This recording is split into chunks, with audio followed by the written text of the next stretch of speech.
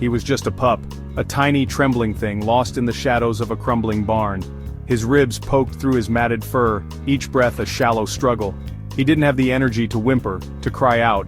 His eyes though, those spoke volumes. They were clouded with pain, with a deep-seated despair.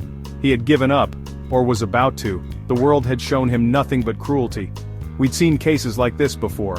Out here in the Yorkshire Dales, life could be harsh, especially for animals left to fend for themselves. But there was something about this little chap that tugged at our heartstrings. Maybe it was the way he flinched at the slightest sound, or the way his tail gave the weakest of wags when he saw we meant him no harm. Whatever it was, we knew one thing for sure. We had to help. We had to try. Gently we coaxed him out of the barn. Into the sunlight he hadn't felt in days, maybe weeks. He was weaker than we thought, almost light as a feather, a living skeleton. Back at the surgery we laid him down on the examination table. He didn't resist. He just lay there, his eyes fixed on us, a flicker of hope igniting in their depths. We had seen that flicker before. It was the spark of life, refusing to be extinguished. A quick examination told us what we already suspected: severe malnutrition, dehydration, and a heavy infestation of parasites, fleas and ticks mostly. They were draining the life out of him, feasting on what little strength he had left. It was a sorry sight, but we'd seen worse. And we knew what we had to do. We'd fight for this little fella, give him a fighting chance. He deserved that much at least. We started with the basics.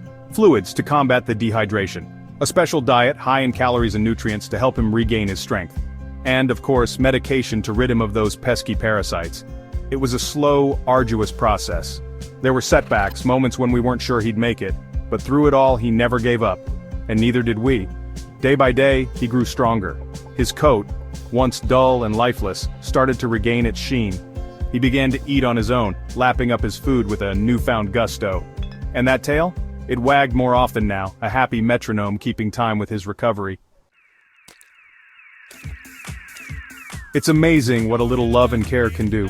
Within weeks, he was almost unrecognizable.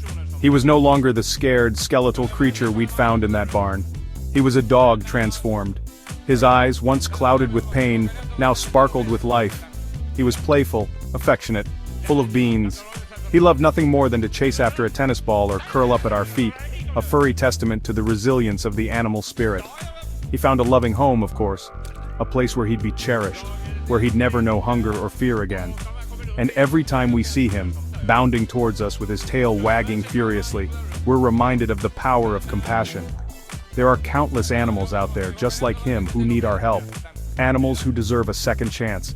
So let's open our hearts, our homes, and our wallets. Let's be their voice, their hope.